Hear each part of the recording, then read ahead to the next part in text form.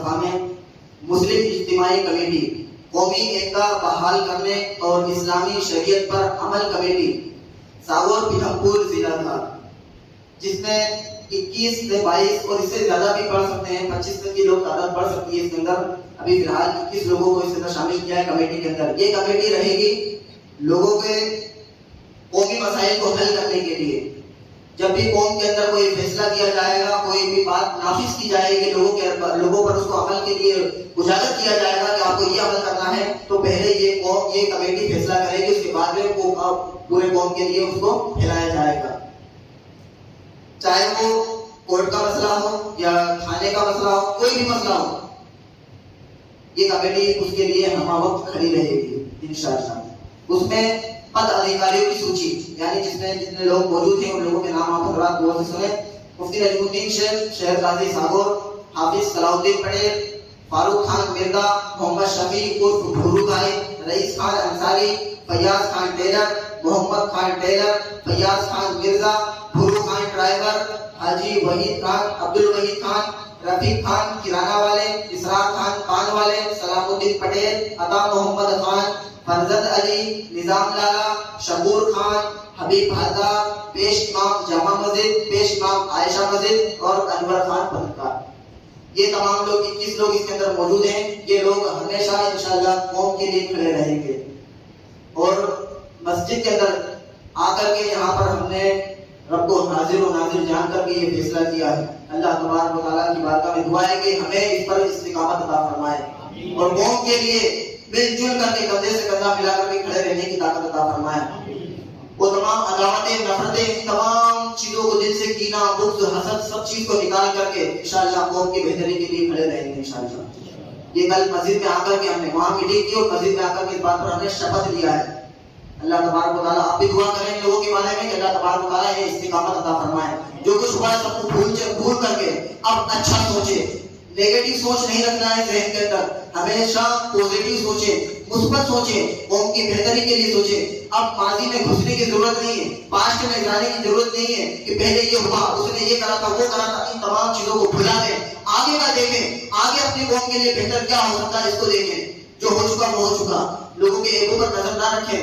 वो रब जब माफ फरमा देता तो हम क्या है यार, है कि नहीं? वो रब बड़े गुनाहों को माफ कर देता है तो हम क्या है यार, जबकि हमसे कुछ गुनाह किया ही नहीं उसने बंदे ने, हम क्यों लोगों को बदनाम करें लोगों के बीच में। उसको तमाम रंजिशों को भुला दें, अदावतों को, नफरतों को भुला दें और कौम के बेहतरी के लिए सोचे।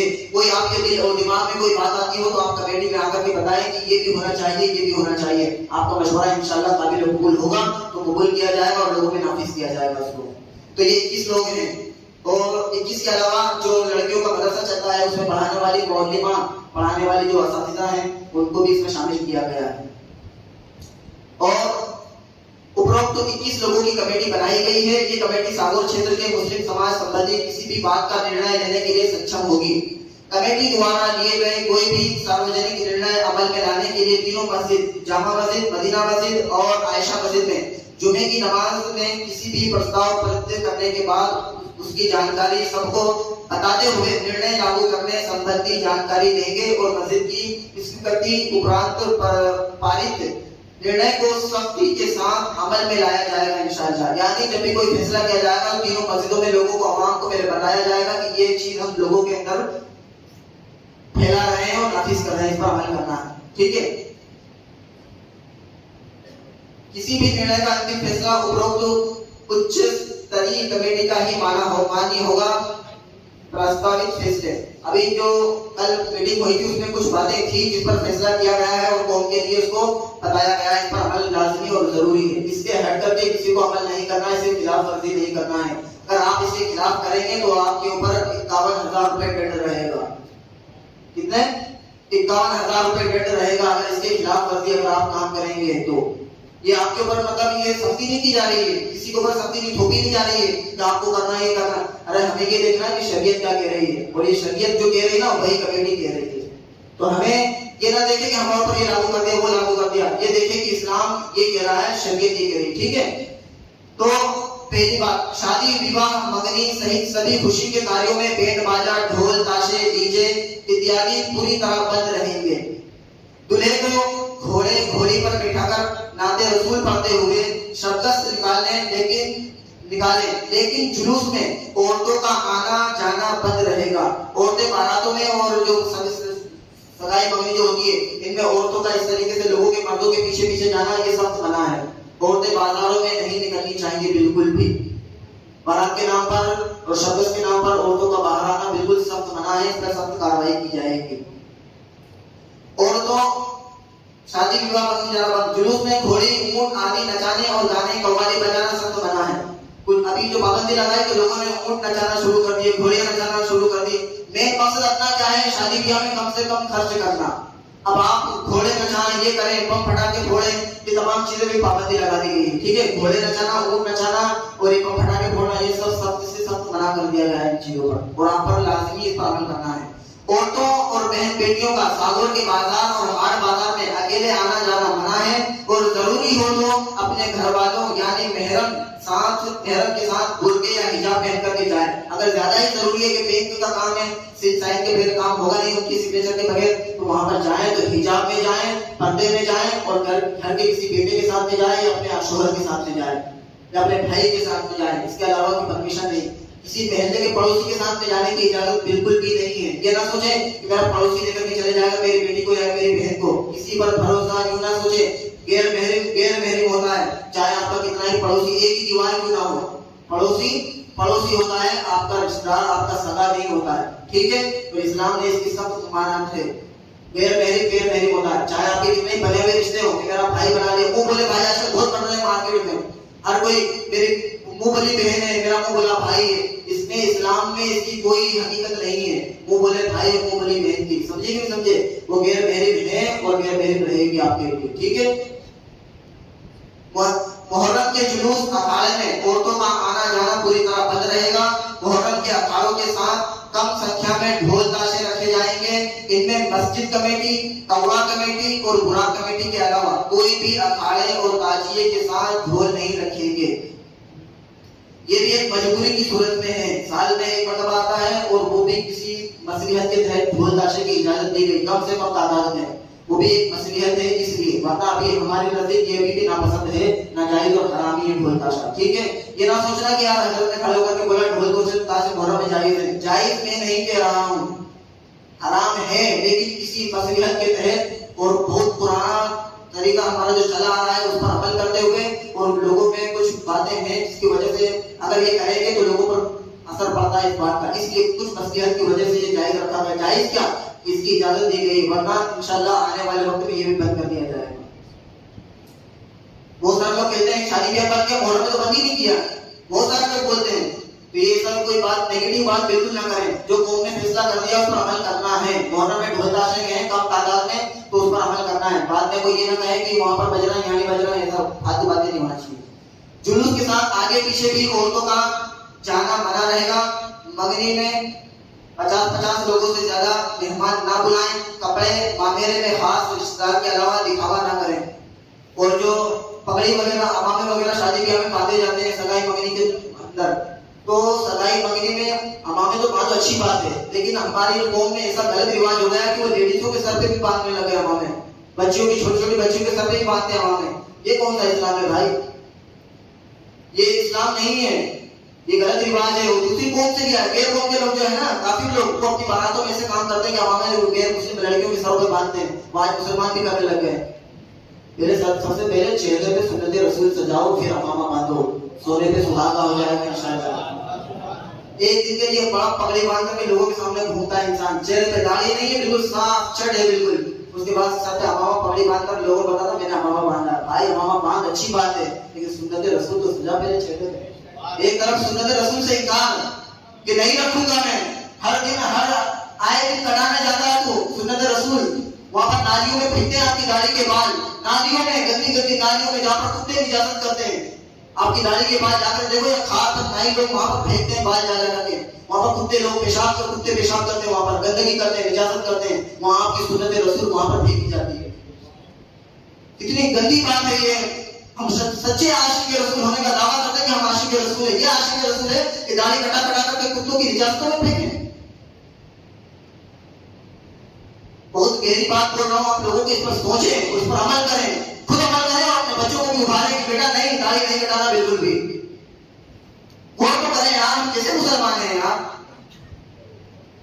इन बातों पर गौर करें। मौत मैयत के बाद 10वां और 1.25 महीने की फातिहा में घर परिवार के लोगों को ही बुलाया जाए। 10वें और 20वें की जो फातिहा और 1.25 महीने की फातिहा, बरसी की फातिहा आजकल शादी ब्याह जैसी होने लगी है। और डर तो इस बात का है आने वाले वक्त में ये ना हो कि लोग बहुत ताशे बजाने लगे उसके अंदर भी। लोग मैयत भी हमारे लोग ये कौम से लोग सीख ही रहे हैं, सारी रस्में हमने वे कौमों से सीखी है शादी ब्याह की। आने वाले वक्त में ये होगा कि वो ढोल से लेकर के जाते हैं अपने उसको मुर्दे को, तो कहीं ऐसा ना हो जनाजे को भी ढोल ताशे के साथ ले जाने लगे। आने वाले वक्त बहुत बुरा होने वाला है मेरे दोस्त। जब तालीम तो है ही मुसलमानों में, तो फिर दूसरी कौम से सीख करके वो करने लगेंगे। तो आज इन पाबंदियां जो लगाई जा रही है अपनी मुसलमान कौम के लिए फायदे के लिए लगाई जा रही है और आने वाले नस्ल के फायदे के लिए लगाई जा रही है। तो ये जो 10वें और 20वें की फातिहा है, इस्लाम का क्या हुक्म है, शरीयत का क्या हुक्म है? 10वें और 20वें की फातिहा क्यों की जाती है? मैयत को इसाले सवाब यानी कुरान की आयतें पढ़ करके मुर्दे को सवाब पहुंचाना, लोगों को, गरीब लोगों को, मिस्कीन लोगों को, फकीर लोगों को खाना खिला करके उनकी दुआएं लेना ताकि वो दुआ करें और मुर्दे की बख्शिश हो जाए। मेन मकसद ये होता है। अब अमीर आदमी को बुला करके लोग खाना खिलाएं, आज भाई तुझे ये नली उतार, ये गोश्त उतार, ये बड़े का खाना, छोटे का खाना, तो वो खाना, तो ये खाना, तो इतना उम्दे खाने आप खिलाने लगे 10वें और 20वें की फातिहा में। लगता ही नहीं है कि मुर्दे की फातिहा हो रही है कि शादी की फातिहा हो रही है। फर्क ही नहीं रहा। अच्छे से अच्छा खाना लोग मैयतों में खिला रहे हैं। बताओ, सोम की फातिहा में लोग आलू मांडे बड़े शान और शौकत से हंसी खुशी खिला रहे हैं। आपका घरवाला गया दुनिया से ना, किसी की शादी हुई है, गम होना चाहिए, गम की फातिहा हो रही है, यहाँ पर तुम खुशी खुशी खाना खिला रहा, लाखों रुपए खर्च कर रहे हो उसके अंदर 10वें और 20वें की फातिहा में। और फिर बाद में बोलते होंगे हजरत आइए आप ही खाइए। इमाम साहब को मजबूरी में जाकर के खाना पड़ता है और ना खाए तो फिर बोलते हैं इमाम तो हमारे घर का खाना ही नहीं खाता है। वो फला आदमी हाफिज साहब हमारे यहाँ तो खाना ही नहीं खाते, उनके दिमाग पे बिल्कुल जैसी चढ़ी रहती है हमेशा, मेरे यहाँ पूछते ही नहीं हो, तो जहाँ गोश्त मिलता है बैठ जाते हैं। मजबूरी में इमाम को खाना पड़ता है आपका दिल रखने के लिए, क्योंकि दिल तोड़ना उससे भी बुरा काम है। और मैयत का खाना जो मुर्दे के दिल को, इंसान के दिल को मुर्दा करता है ना, कहाँ पर मैयत यूं भी तो पर यानी मुर्दा हो जाता है मैयत के खाने से।